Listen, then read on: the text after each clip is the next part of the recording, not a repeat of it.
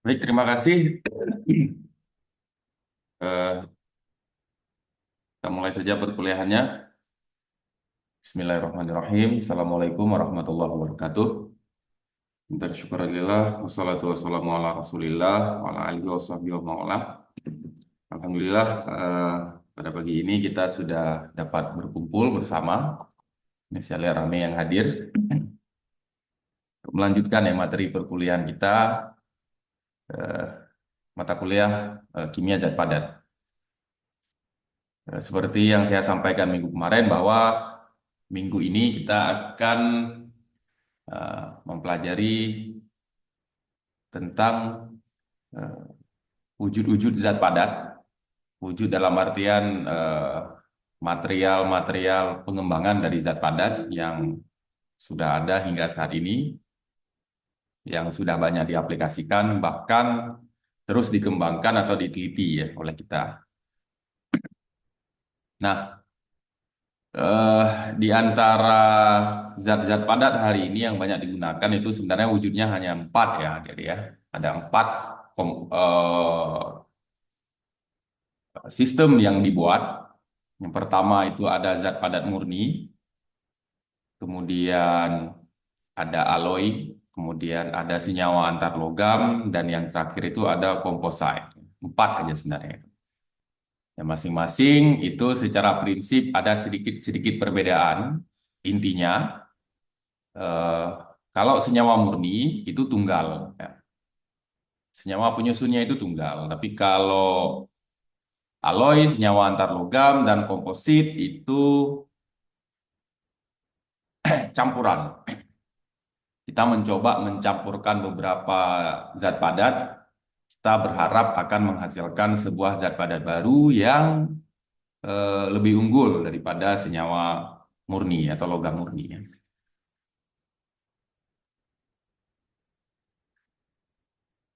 Oke, untuk hari ini kita coba lihat dulu alloy dan senyawa antar logam, ya. Eh, karena kedua mereka ini mirip.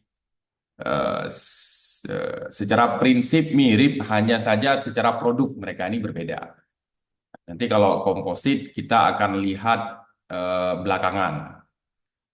Nah, alloy dan senyawa antar logam ini banyak diaplikasikan di dunia engineering, tapi kalau komposit itu sampai ke dunia eksakta itu juga lebih lebih dominan ya. Tapi kalau alloy dan senyawa antar logam biasanya di dunia eksakta ini tidak terlalu banyak karena biasanya dia dibuat untuk material-material yang produknya besar-besar ya, dan itu jarang di kita. Ini sebagai contoh, eh, ternyata ya adik-adik ya, banyak produk yang sehari-hari kita sebut dengan logam ya, kita sebut dengan metal. Jadi sebenarnya itu bukan logam, ya, itu adalah campuran logam. Nah, kita sering menyebut panci aluminium ya. Realitanya sebenarnya itu bukan panci aluminium. Karena panci aluminium itu terbuat benar ada aluminiumnya, tapi di dalamnya itu sudah ada beberapa material yang lain selain dari aluminium. Nah, kalau aluminium murni saja ya, itu ada kelemahan-kelemahannya. Nah, jadi dianggap ini kalau kita pakai aluminium murni saja itu ada kelemahannya sehingga kita harus menambahkan eh, komponen yang lain ya seperti Fe, besi atau karbon gitu ya. Misal ini kelemahan dari aluminium itu dia lemah. Jadi kalau Anda punya aluminium, Anda ketok sedikit biasanya cepat bolong dia karena memang dia tidak terlalu kuat. Nah, jadi kalau orang misalnya bikin sebuah panci atau belanga untuk tujuan-tujuan penggorengan, kalau itu terbuat dari aluminium murni, mungkin itu akan cepat rusak, artinya tidak akan bertahan dalam 1 atau 2 bulan saja. Ya. Jadilah kepikiranlah orang untuk mencampurkan komponen yang lain. Kemudian ada emas misalnya ya. Adik-adik ini yang perempuan misalnya suka pakai gelang emas, kita masih menyebut itu emas. Tapi realitanya itu paling tidak ada 6 logam yang sudah dicampurkan ke dalam emas kita. Makanya tidak ada penyebutan emas murni, tapi berapa emas berapa karat. Ya, apakah 22 karat ya, 24 karat gitu ya. Nanti ada perhitungannya dia. Nah, itu ada perak di dalamnya ya. Ada kuprum di dalamnya, ada palladium, ada platinum, bahkan ada seng di dalam emas itu. Ini lagi-lagi tujuannya untuk mendapatkan keunggulan produk gelang. Jadi bukan produk emas yang ditargetkan, tapi produk gelangnya. Adik-adik tahu ya, emas itu jauh lebih lemah daripada aluminium. Jadi kalau emas murni saja, itu kalau kita pukul ya, dia akan melengkung. Misal Anda punya emas batangan, habis itu Anda ketok di atas, maka akan kelihatan bentuk ketokannya. Jadi dia macam tanah liat yang liat sekali gitu ya. Jadi emas itu seperti itu dia. Sebenarnya dia agak-agak lembek. Nah, jadi ditambahkanlah logam-logam yang lain. Jadi dengan harapan dia akan menjadi lebih kokoh. Kemudian ada seng, ya, atap rumah kita. Kita tetap menyebutnya dia itu seng. Nah, tapi realitanya ternyata seng kita itu adalah campuran dengan aluminium. Nah, lagi-lagi tujuannya untuk menutupi kelemahan dari seng. Adik-adik tahu seng itu mudah sekali teroksidasi, ya, mudah sekali teroksidasi. Nah, namun jika kita menambahkan aluminium, aluminium itu kan punya kemampuan, dia mudah teroksidasi, tapi dia bisa menghentikan oksidasi lebih lanjut. Eh, Oksida dari banyak logam itu kan rapuh, ya. Besi kalau sudah berkarat, karatnya itu rapuh. Seng kalau sudah berkarat, karat dia itu rapuh. Tapi kalau Anda menambahkan aluminium, karat aluminium itu macam lem dia, nempel. Panci kita di rumah kan, kalau kita lihat itu kan sudah teroksidasi sebenarnya, ya, sudah teroksidasi. Tapi oksidasi dia itu melapisi permukaan aluminium sehingga tidak terjadi oksidasi lebih lanjut. Makanya di dalam seng itu ditambahkan aluminium. Seng yang mahal biasanya kandungan aluminium itu lebih banyak, ya. Eh, Kalau seng-seng murah itu biasanya setelah kita pasang, gak lama kemudian, ya dia akan kelihatan muncul bercak-bercak karat. Itu bercak-bercak karat dari seng, dari ZN. Dalam produk ZNO misalnya gitu ya. Nah, ini kira-kira adik-adik yang sehari-hari yang adik-adik bisa lihat. Ada panci aluminium, ada emas, ada seng, itu bukan logam murni. Kenapa disebut panci aluminium? Ya karena memang kandungan aluminiumnya lebih dominan. Kenapa kita sebut gelang emas? Bukan gelang perak, karena kandungan emasnya itu lebih dominan. Kenapa kita menyebutnya seng? Karena memang kandungan seng itu lebih dominan, artinya dia yang lebih banyak.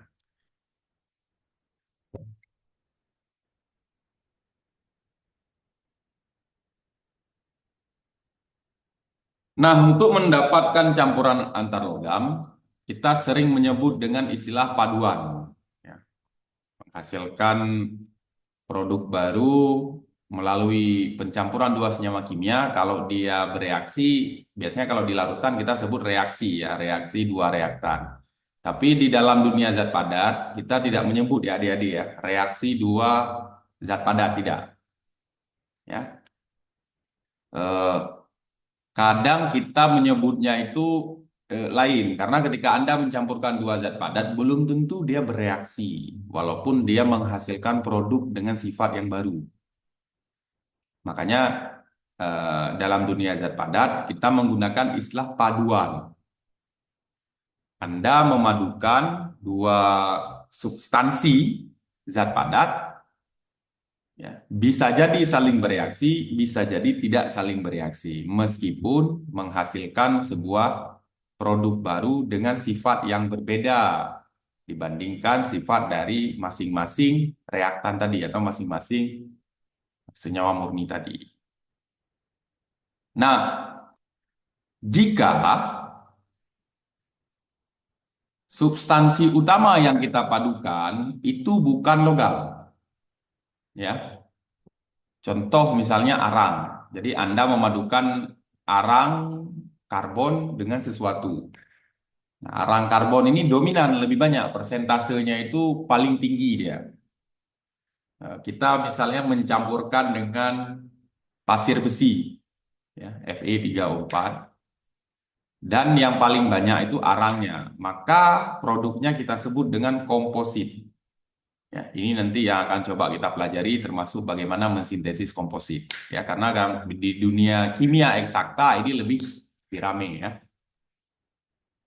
Tapi jika Anda memadukan logam, lalu komposisi utamanya itu adalah logam, ya, bukan non logam yang utama, tapi komposisi yang paling banyak itu adalah logam, maka itu kita sebut dengan aloy, ya. Jadi kita menyebutnya dengan aloy. Jadi adik-adik harus paham perbedaan antara komposit dan aloy.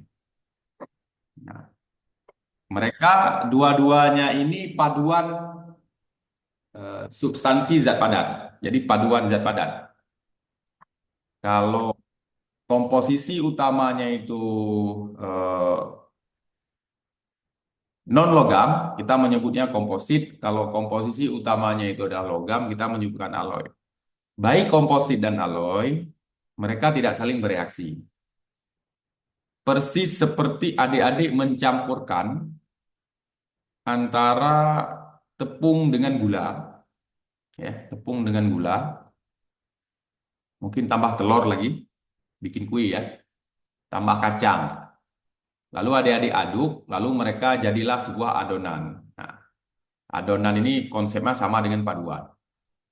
Tidak bisa adik-adik pisahkan lagi, ya. Tidak bisa adik-adik pisahkan lagi. Eh, Dan mereka itu sudah menunjukkan sifat yang baru. Kita makan tepung, kita makan kacang, kita makan gula gitu ya. Tapi kalau kita makan kue ini ada rasa yang berbeda yang dihasilkan. Nah, jadi kita menganggap dia sudah menunjukkan sifat yang baru. Mereka cuma bercampur, tidak saling bereaksi. Artinya tidak ada senyawa kimia baru yang muncul di dalam adonan kita. Di dalamnya itu masih saja tetap gula pasir, masih saja tetap tepung, ya, masih saja tetap telur, masih saja tetap mentega di dalamnya. Begitu juga dengan paduan zat padat ya, baik komposit dan aloy. Jika yang kita buat adalah komposit arang magnetik, di dalamnya masih tetap arang, di dalamnya masih tetap magnetit Fe3O4. Jadi masing-masing mereka masih di situ. Tidak ada yang berubah, tidak ada senyawa baru yang dihasilkan. Ini ada aloy misalnya, aloy antara aluminium Fe dan Cu ya. Substansi utamanya itu aluminium. Jadi kita sebut itu aloy karena substansi utamanya logam. Soalnya nanti ada karbon misalnya, Pak, itu kan badan pesawat misalnya kan. Badan pesawat itu baja. Ya. Istilah lain untuk alloy kadang sering disebut dengan baja ya adik-adik ya. Cuman baja itu kalau di dunia hari-hari lebih identik dengan material-material logam berat. Logam yang secara fisik berat ya, kayak besi yang utama itu ya. Tapi nama realnya itu alloy ya. Nah, misalnya badan pesawat. Badan pesawat itu ada campuran karbon di dalamnya. Ya. Membuat dia tidak mudah retak. Logam itu kelemahannya retak gitu ya. Itu masih kita sebut alloy karena komposisi utamanya itu bukan karbon. Komposisi utamanya itu masih logam. Ya, misalnya Pak Habibie ya, dia kan yang menciptakan itu ya, menciptakan badan pesawat yang anti retak, dia menambahkan karbon ke dalam alloy ya, ke dalam campuran antar logam ya, ke dalam baja gitu kan. Menghasilkan gerbong kereta api, menghasilkan badan pesawat. Makanya pesawat sekarang itu kan waktu terbang, sayapnya itu gerak-gerak ya, agak lentur dia, nggak kaku kayak dulu. Nah, itu karena gara ada karbon di dalamnya. Tapi karena kandungan karbonnya sedikit, itu tetap kita sebut alloy. Nah, yang lain yang tidak ada paduan, itu kita sebut pure metal, logam murni. Hanya satu jenis logam doang. Ya, tidak ada campuran-campurannya ya. Jadi hanya satu jenis logam doang. Sekarang mungkin sudah agak jarang ya adik-adik ya. Jarang kita dengar ada produk yang betul-betul logam murni. Sekarang itu hampir semuanya alloy yang paling banyak. Kita sering juga menyebut dengan stainless steel misalnya. Stainless steel itu ya kayak tadi ya, ada karbon di dalamnya, ada logam-logam yang lain. Jadi tidak hanya besi di dalamnya. Jadi itu konsepnya. Jadi yang kita coba pelajari hari ini yang kelompoknya alloy ya. Kalau pure metal kayak nggak perlu dipelajari lagi ini. Ya namanya aja logam murni. Setelah kita leburkan, ya logam murni dicetak, ya terserah mau dipakai untuk apa. Tapi dia banyak kelemahan ya. Lalu ada kelemahannya gitu. Kadang berat, ya kadang mudah eh, patah, tidak elastis. Akhirnya tidak digunakan lagi gitu ya.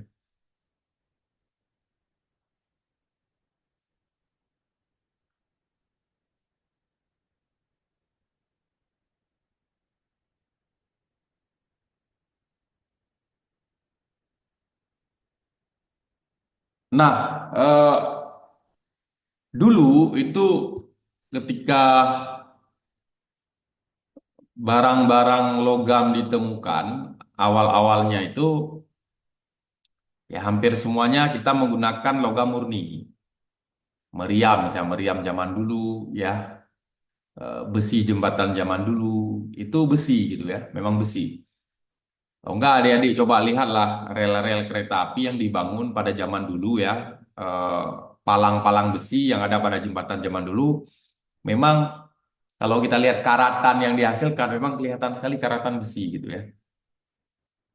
Nah, zaman dulu itu masih banyak pure metal yang digunakan sebagai bahan utama. Tapi setelah dilihat perkembangannya, ada banyak kelemahan. Yang pertama, dia memang terlalu lemah. Lemah sekali, mudah bengkok, kadang ada yang mudah retak, ada yang mudah patah, ya. Itu kelemahan dari logam murni. Kemudian rentan terhadap reaksi. Kalau kita aplikasikan logam murni ini di tempat terbuka yang tinggi kadar oksigen atau yang daerah yang mudah terkena air, misalnya di luar rumah ya, atau di pinggir sungai, jembatan itu kan dekat sungai yang mudah kena air, dia mudah untuk teroksidasi. Itu rentan terhadap reaksi.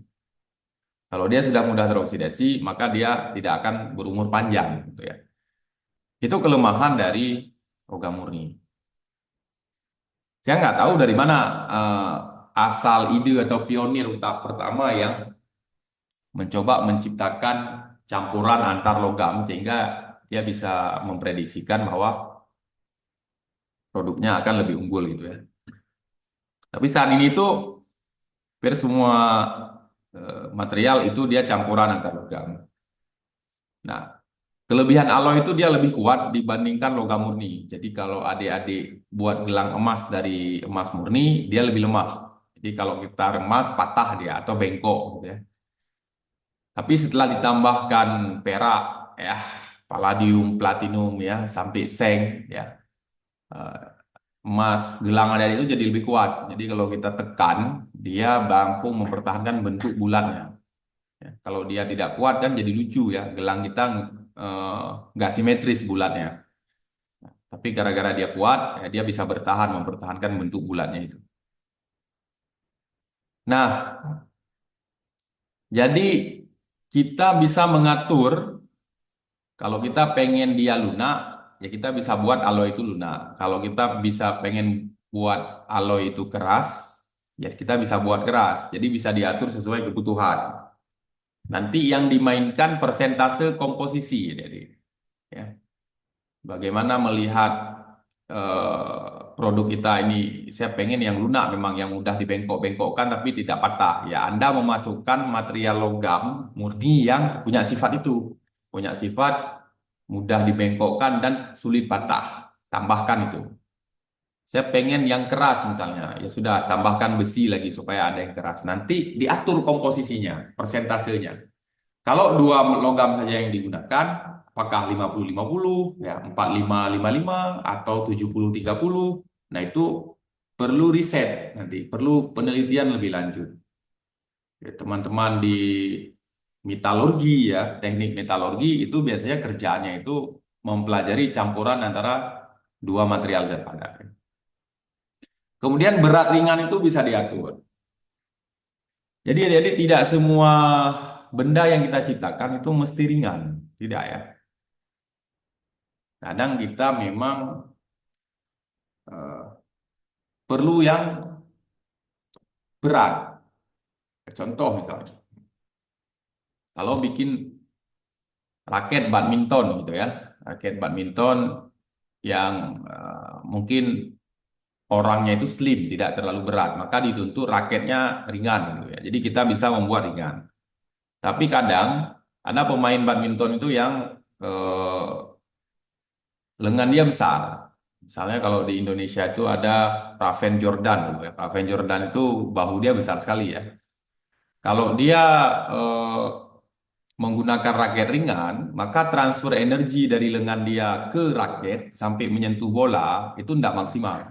Jadi dia menggunakan banyak tenaga di lengan, tapi raketnya ringan, ya, sehingga transfer energinya tidak bagus, secara fisik nggak bagus.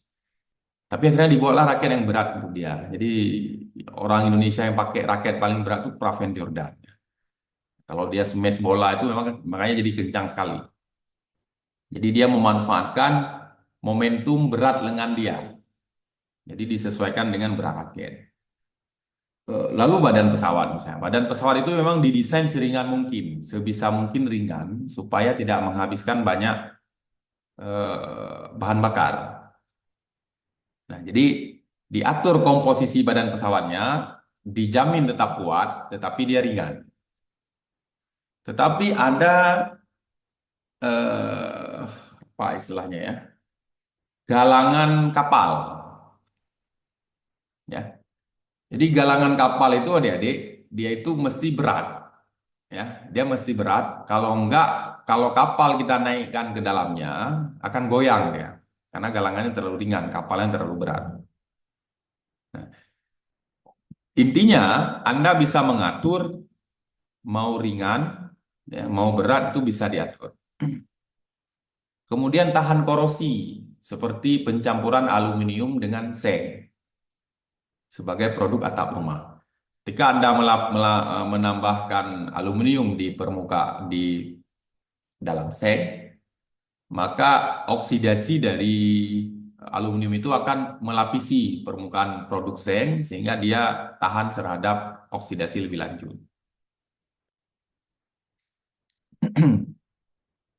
Ini ada contoh misalnya eh, solder ya. Nah, jadi punya perangkat elektronik misalnya. Jadi punya perangkat elektronik itu ada yang perlu dilas antara kabel dengan apa istilahnya spot penempel kabel itu. Jadi tempat kabel itu dihubungkan misalnya terminal kabel gitu ya. Nggak bisa diikat. Kalau di rumah mungkin kita bisa mengikatnya. Tapi kalau di apa istilahnya di dalam elektronik kan dia dilas ya, ditempelkan di lem gitu. Nah, jadi kita bisa eh, menggunakan solder yang sesuai. Kalau misalnya peralatan kita yang ada di elektronik itu tahan panas hanya sampai 205 derajat Celcius, lalu kita menggunakan solder yang komposisinya Sn dan Ag, Ag, Sn, Ag, dan Cu dengan apa istilahnya? Ya persentase persentase tambahannya itu 0,3 sampai 0,7 ya. Jadi perbandingan antara Cu, maaf, antara Cu dan Ag ya. Jadi kita kita mencampurkan Cu dan Ag, misalnya di dalamnya ini ada Sn ya. Batangan dia itu Sn. Kemudian kita menggunakan solder dari perak dan kupru dengan perbandingan 3:7 gitu ya. Maka kita akan menghasilkan apa ya, titik panas peleburan dari Ag dan Cu itu 216 derajat Celcius sampai 220. Tetapi si ininya kita, PB kita itu hanya tahan misal di 205, maka dia akan meleleh.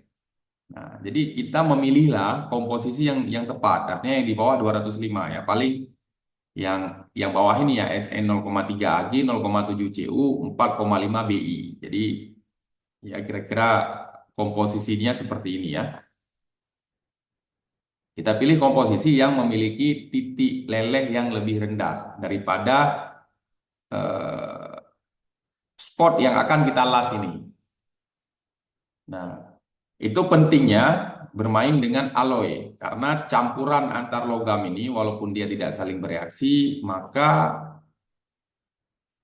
eh, dia itu bisa menghasilkan properti atau sifat produk yang baru. Ini contoh misalnya ketika kalian mencoba membuat campuran antar logam dengan perbandingan komposisi tertentu, kita akan menghasilkan titik leleh produk yang berbeda. Ya, yang paling rendah itu ada SNAG, CU, dan BI, itu 200 derajat Celcius. Tetapi kalau campuran SNAG dan CU saja itu 216 derajat Celcius ya. Jadi jauh lebih tinggi dia. Jadi sesuaikan adik-adik. Jadi kita menyesuaikan ya, dengan solder yang kita gunakan. Ini kalau orang elektronik ini sudah paham sekali dia. Jadi dia melihat eh, partikel terminalnya itu apa atau substansi di terminal itu apa, dia memilih tiang las atau solder yang sesuai. Nah, jadi lagi-lagi ya, selain berat, keras, berat, ringan, lunak, keras, temperatur leleh pun itu bisa diatur ketika Anda memainkan persentase komposisi zat padat. Nah, cara buatnya gimana gitu ya? Karena dia zat padat kan nggak bisa dilarutkan ya. Kita nggak bisa melarutkan zat padat. Kalau kita masukkan dalam air, mau dalam pelarut organik, ya tetap aja dia masih padat, yang tenggelam di dalamnya. Nah, kita memainkan dengan eh, temperatur. Kita lelehkan mereka semua, ya. Kita lelehkan mereka. Nanti setelah mereka meleleh, mereka akan bercampur. Nah, setelah bercampur kita keringkan. Jadi konsepnya seperti itu dia. Macam kita lelehkan mentega. Jadi mentega kita lelehkan dulu di atas belanga, lalu kita ya masukkan telur. Nanti setelah panasnya mendingin, mentega itu akan kembali mengeras bersamaan dengan adonan telur. Makanya waktu kita makan tuh ada rasa menteganya gitu ya. Nah, substansi yang kita tambahkan jika jumlahnya sedikit kita sebut zat terlarut karena kan mereka nanti akan kita lelehkan atau akan kita cairkan ya. Nah, komponen yang jumlahnya banyak itu kita sebut dengan pelarut. Contoh dalam bikin solder, komponen paling banyak itu timbal, yang sedikit itu Sn, Cu, dan Bi. Nah, jadi yang kita sebut dengan solvent itu timbal, sedangkan yang lain ini zat terlarut. Sekian-kian kecil persen yang kita tambahkan ke dalam Pb ya, ke dalam timbal ini. Nah, ketika kita sudah mendapatkan komposisi yang sesuai, yang tepat, lalu kita campurkan mereka, lalu kita lelehkan. Nah, setelah leleh kan sudah bercampur sempurna, nah baru kita dinginkan perlahan. Nah, proses pendinginan ini juga diatur temperatur dinginnya. Jangan langsung cemplungin dalam air ya. Ya, artinya didinginkan menggunakan air. Karena kalau didinginkan perlahan, itu distribusi atomnya teratur. Jadi proses dari cair ke padat supaya atom dia teratur tersusun rapi, itu proses pendinginnya itu nggak boleh terlalu cepat. Kalau cepat nanti distribusi atom itu menjadi acak-acakan. Akhirnya apa? Ada kelemahan dari produk yang kita hasilkan. Kalau adik-adik sering nonton Instagram, itu ada pernah ditunjukkan apa ya, industri pembuat gulungan baja. Jadi gulungan baja yang dibuat Setelah dicetak, ya, kemudian dia mulai membentuk gulungan. Biasanya itu masih warnanya merah waktu dibuat gulungan ya, masih panas sekali. Itu diletakkan di luar, di salju diletakkan ya, di udara dingin ya. Jadi diletakkan di ruang terbuka aja seperti itu, tidak dipaksa didinginkan pakai air, tidak juga disiram salju ke dalamnya. Jadi diletakkannya di udara terbuka, sehingga panas itu tertransfer perlahan ke udara, pendinginannya pelan-pelan. Jadi distribusi atom di dalam produk itu tetap stabil. Dan itu kan menentukan sifat dari produk itu bagus atau tidak ya. Ini kira-kira konsep ya adik-adik ya, kurva pendinginan. Nah, jadi eh, ini konsep alloy. Jadi di dalamnya ini zat padat itu sudah bercampur. Jadi di dalamnya itu sudah bercampur.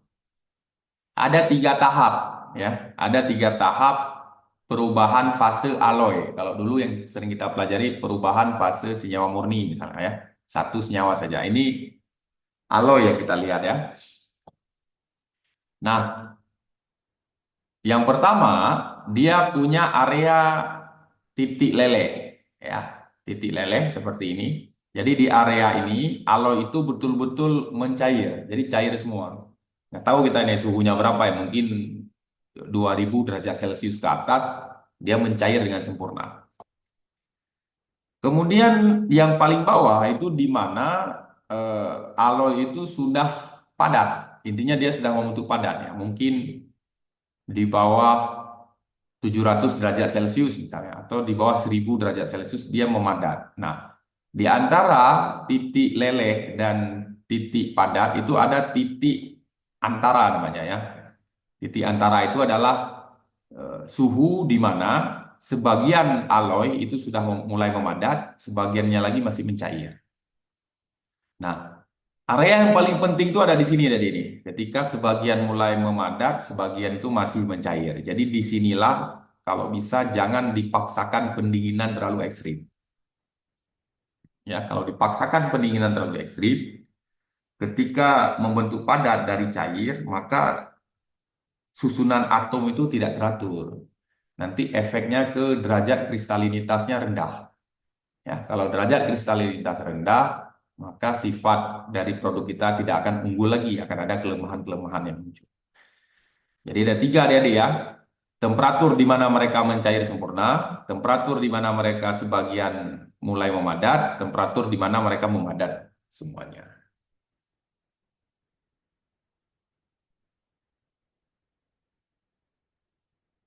Ini diagram fasa untuk menentukan di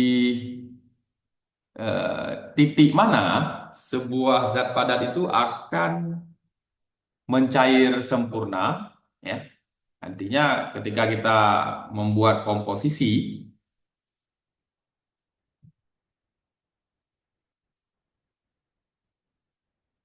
oke, ketika kita membuat komposisi, ya kita harus tahu di titik mana dia mulai mencair sempurna. Supaya begini, kalau kalian mau meleburkan mereka, mencairkan mereka, kita jadi tahu akan bermain di suhu berapa. Ini misal, Anda punya komposisi senyawa A dengan komposisi senyawa B. Jika di titik ini, ya ini artinya 100% senyawa B, di titik kiri itu 100% senyawa A.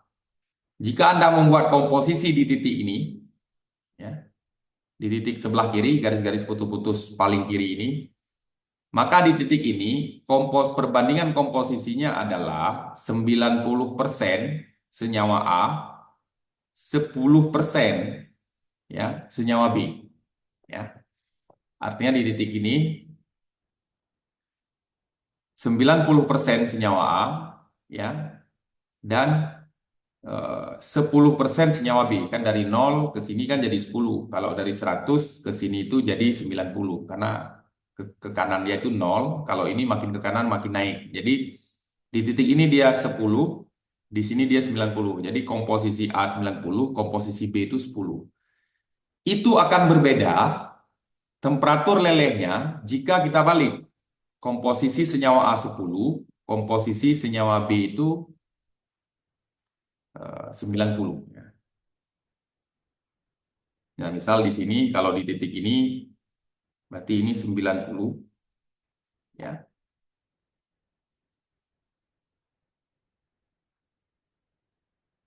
Nah, sedangkan di sini itu ada 10% Kalau di sini kebalikannya, senyawa A yang 10, ya.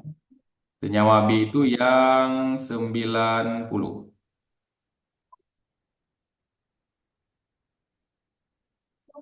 Ini ada eh, konsep perbedaan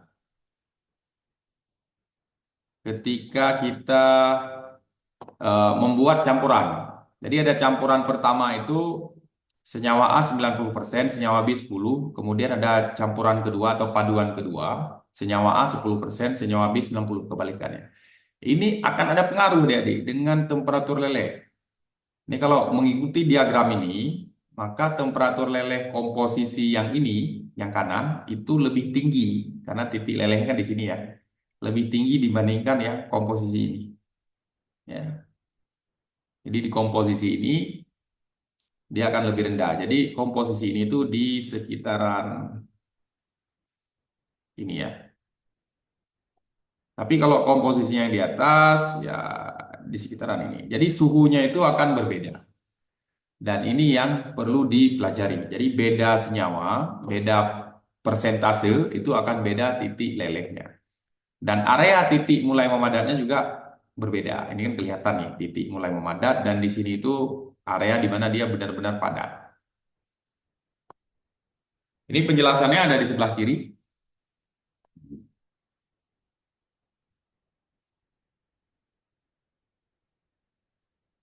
Jadi di atas ini disebut dengan liquids ya. Eh, di bawah ini yang putus-putus ini di bawah garis bawah, di bawah garis bawah ini disebut dengan area solid. Di atas garis atas ini ada garis atas yang melengkung ini disebut area liquid, cair pada suhu yang tinggi. Ya, di antara dua garis ini disebut garis keadaan padat sebagian. Jadi sebagian ada yang padat, dan sebagian ini masih mencair ya. Jadi diturunkan suhunya pelan-pelan nanti. Ini diagram fasa ya yang sering kita gunakan. Kalau komposisinya dua, kalau komposisinya tiga nanti lebih ribet lagi itu ya. Nah, tapi itu biar biar orang engineering lah yang mempelajari itu. Kita tidak perlu sampai mempelajari sampai ke situ.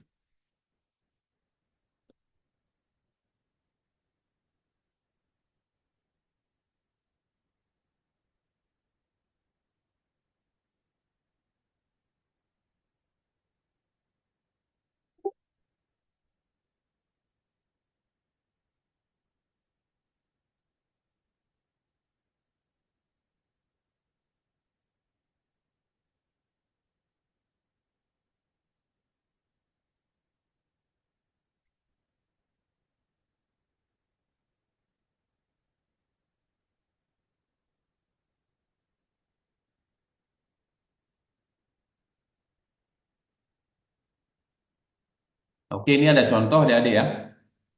Jika orang membuat alloy komposisi A 70%, komposisi B itu 30%.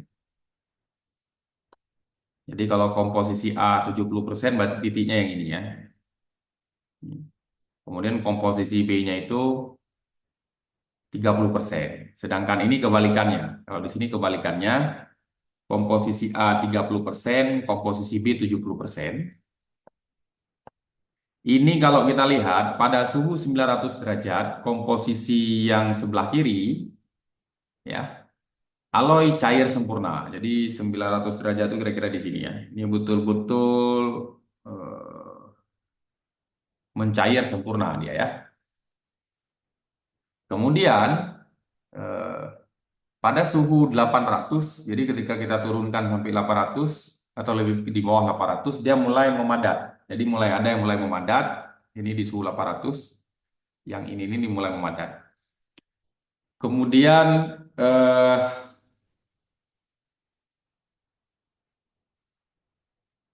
di bawahnya lagi, jadi di bawah makin lama, makin bawah dia akan terus akan makin memadat. Sehingga di area ini dia akan mulai padat sempurna. Jika Yang ini ya, yang komposisi bawah ini, ya, komposisi yang kanan ini 900 derajat, ini kalau kita tarik garis lurusnya, dia masih padat sebagian. Jadi dia belum mencapai titik lebur, titik leleh sempurna. Jadi harus lebih tinggi lagi, ya. Harus lebih tinggi lagi yang kita apa istilahnya ya, suhu yang kita berikan. Jadi kira-kira seperti inilah cara membuat alloy ya, cara melelehkan alloy sampai cara menghitungkan berapa temperatur yang dibutuhkan supaya dia mencair sempurna, bercampur, kemudian dia memadat kembali membentuk produk campuran atau paduan baru yang memiliki sifat yang berbeda. Ini contoh adik-adik ya, ketika Anda mencampurkan alloy, ya, eh, ada beberapa kriteria secara struktur pembentukan alloy itu.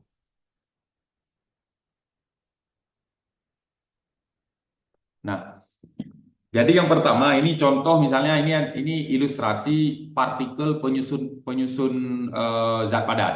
Kalau dia senyawa murni, kan atom-atom penyusunnya sama ya, atom-atom penyusunnya sama seperti ini, ya, betul-betul homogen.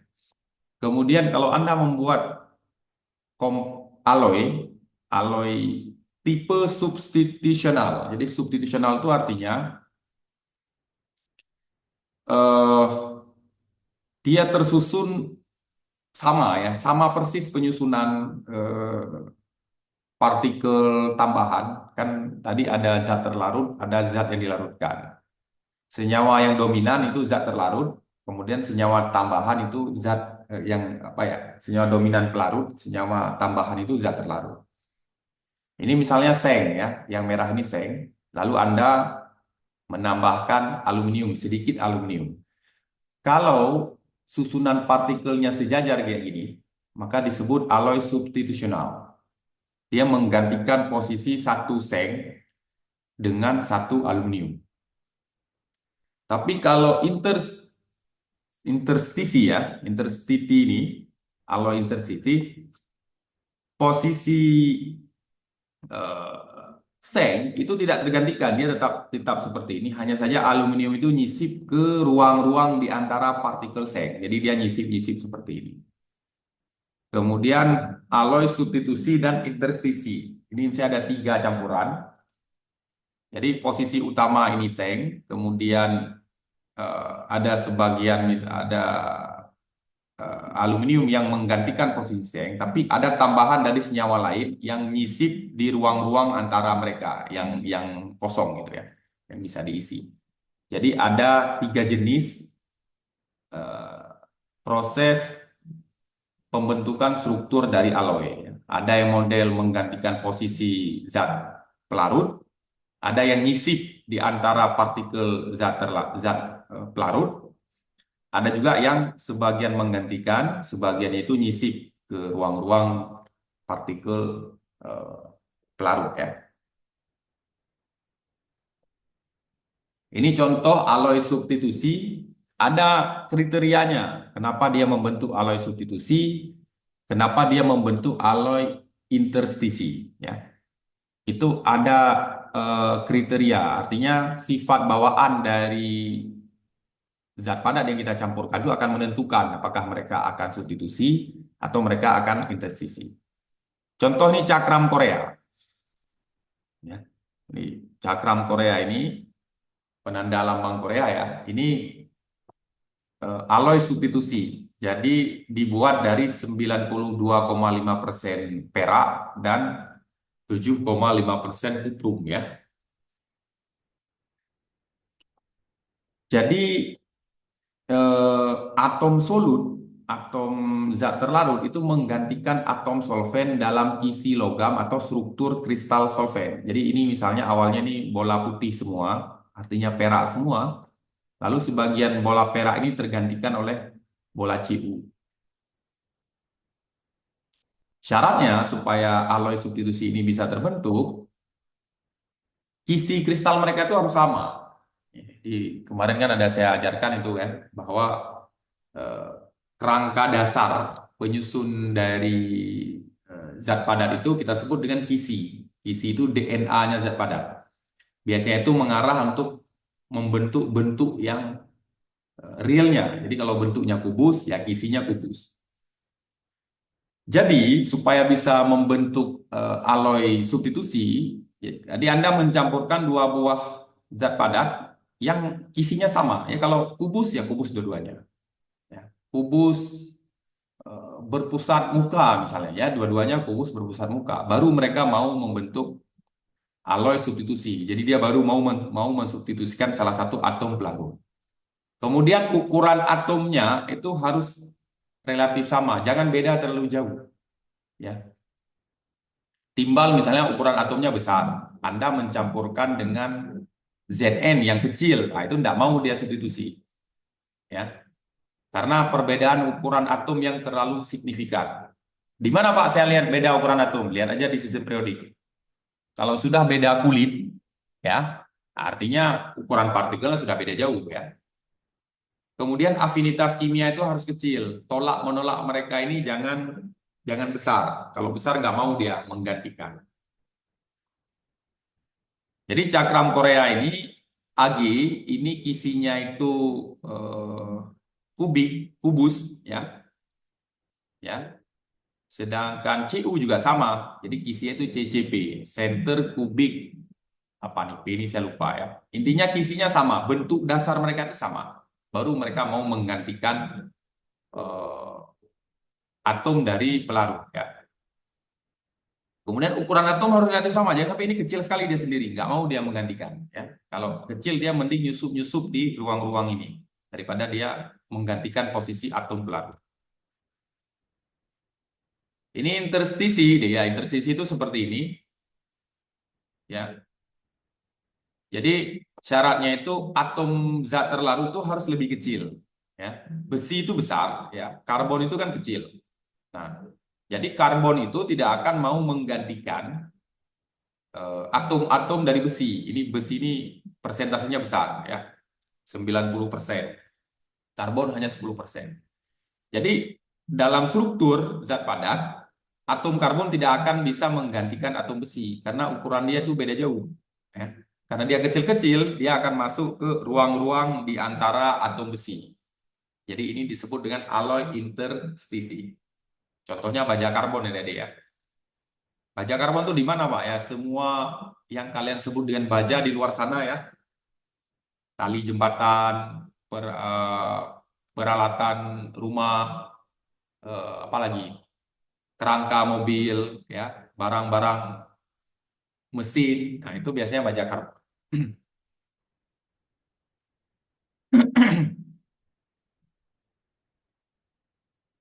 Kemudian alloy substitusi interstisi. Jadi besi dengan Ni kan ukurannya ini relatif sama ya. Besi Ni ukurannya relatif sama, kisinya juga sama. Jadi mereka ini bisa saling substitusi. Kromium dan karbon ukurannya lebih kecil. Ya. Maaf, Fe dan kromium ini ukurannya relatif sama. Ya. Sedangkan Ni dan karbon ini lebih kecil lagi, Ni ini agak lebih besar. Nah, jadi Fe ini bisa saling menggantikan. Ini Fe paling banyak ya. Jadi kromium ini akan menggantikan sebagian atom Fe di dalam struktur, sedangkan C dan Ni ini ya akan menyisip di sisi-sisi ya, di mana ada ruang ya mereka akan tersisipkan di sana gitu ya. Ini stainless steel ya, rel kereta api. Nah, ini terbuat dari baja karbon yang ada campuran nikel dan kromium. Jadi ini contoh alloy substitusi interstisi. Jadi sebagiannya tergantikan, sebagian itu nyisip ke ruang-ruang. Jadi mereka kuat dan tahan karat ya. Jadi syaratnya yang penting adik-adik, dia hanya mau substitusi jika ukuran atomnya tidak beda jauh, kemudian isi mereka sama. Ya, paling mudah kalau kalian kesulitan membaca sistem periodik, kalian pastikan dulu tahu isi logam murni itu.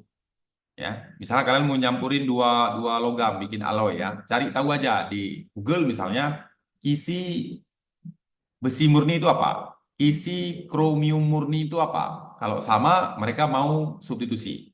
Ya, kemudian lihat ukuran atomnya. Ini beda perioda nggak di sistem periodik? Kalau beda perioda kan ukuran atomnya jadi beda jauh ya. Kalau dua syarat itu memenuhi, mereka akan substitusi. Tapi kalau dua syarat itu tidak terpenuhi, ya mereka itu akan memasuk. Jadi zat terlalu itu akan masuk ke ruang-ruang yang tersedia di dalam struktur zat padat. Ya.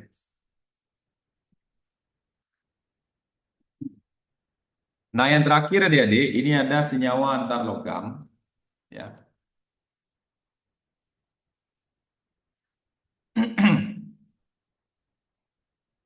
Jadi eh, senyawa antar logam itu begini. Jika kita mencampurkan dua buah substansi, ya, kita mencampurkan dua buah substansi. eh, Misalnya kita mencampurkan Cu dan Zn, ya.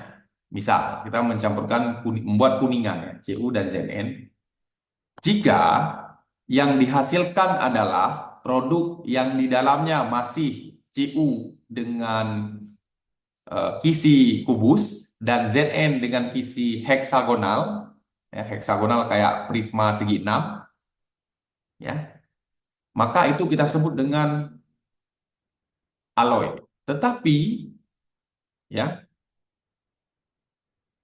ketika Anda mencampurkan kuprum ya dengan apa istilahnya kisinya itu kubus, bentuknya itu kayak kubus, kemudian Zn itu bentuknya heksagonal, ya. Lalu Anda mendapatkan sebuah produk yang kisinya udah beda jauh, ya, bukan lagi CCP, bukan lagi HCP, tapi sudah eh, BCC ya. Jadi dia dia sudah berbeda. Maka dalam case ini kita tidak menyebutnya sebagai alloy, ya.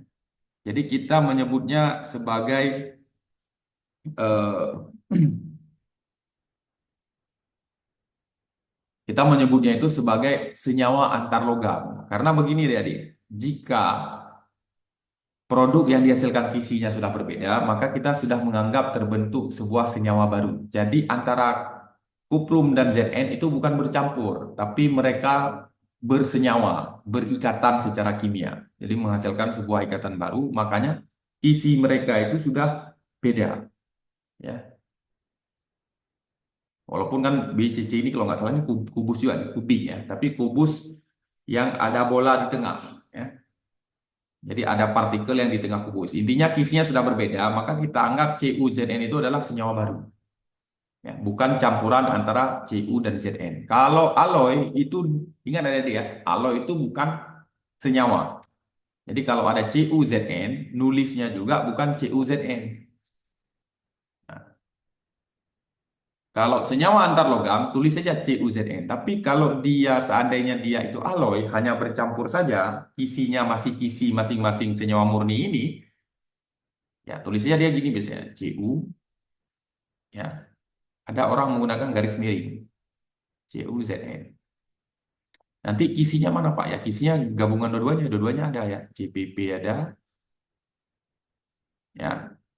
Kisinya itu HCP juga ada. Nah, jadi kalau dia alloy, ini alloy, ya. Kalau ini kita sebut dengan senyawa antar logam karena kisinya sudah berbeda dengan kisi senyawa murninya. Tapi kalau kisinya masih sama, ini kita sebut dengan alloy. Jadi campuran. Kalau ini senyawa antar logam ya.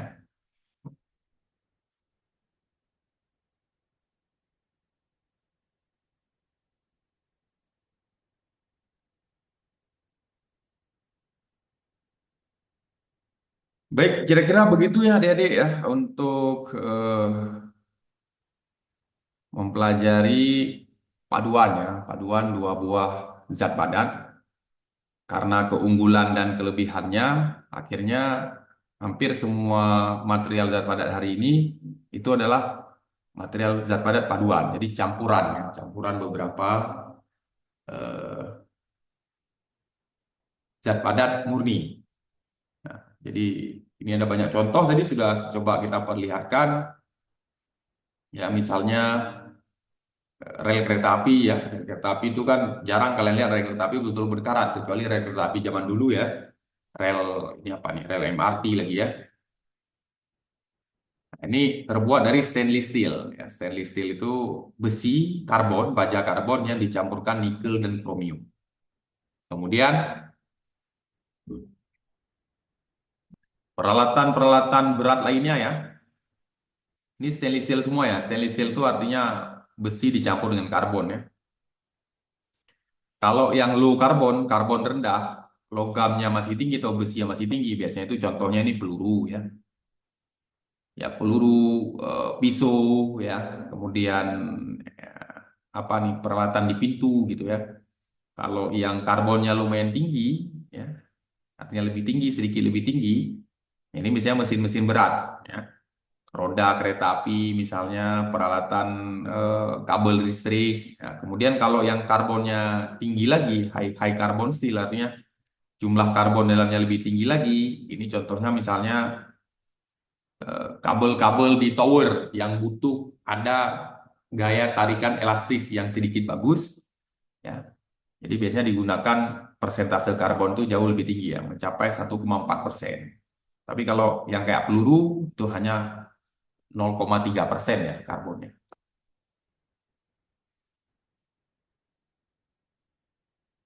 Jadi saya kira itu adik-adik yang bisa saya sampaikan hari ini eh, terkait dengan paduan antar dua zat padat untuk alloy dan senyawa antar logam.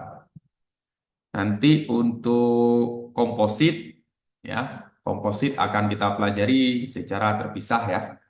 Insya Allah di minggu depan nanti coba kita lihat bagaimana cara membuat komposit.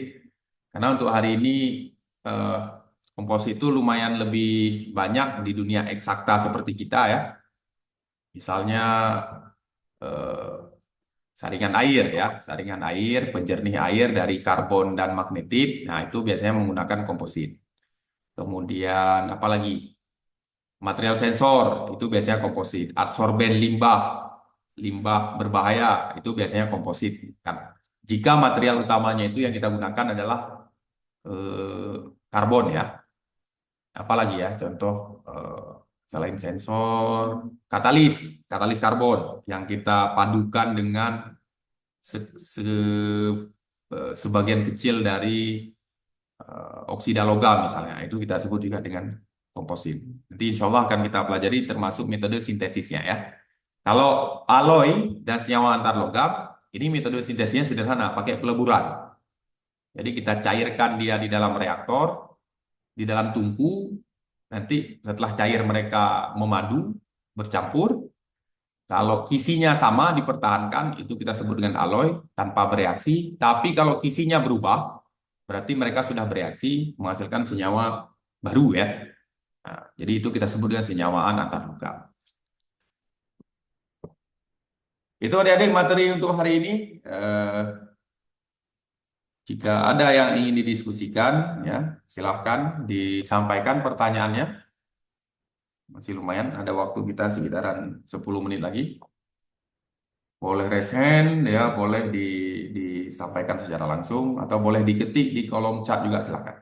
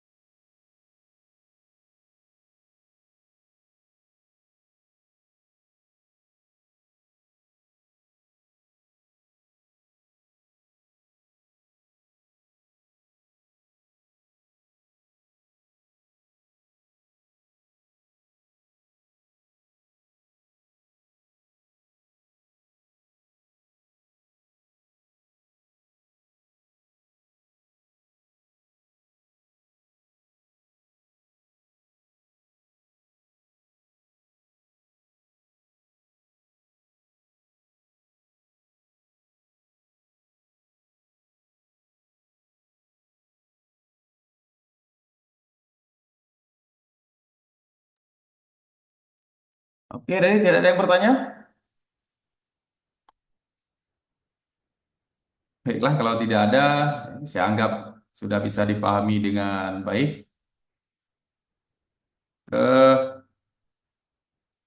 Sepertinya ujiannya belum bisa kita laksanakan dalam waktu cepat. Saya coba lihat-lihat materi.